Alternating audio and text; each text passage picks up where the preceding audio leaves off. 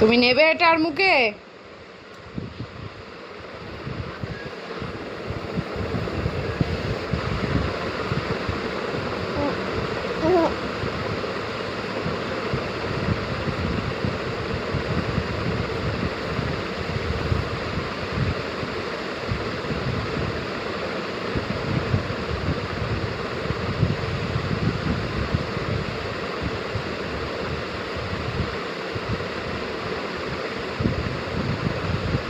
কি রাগ ভাঙানোর চেষ্টা করছো তুমি আমার?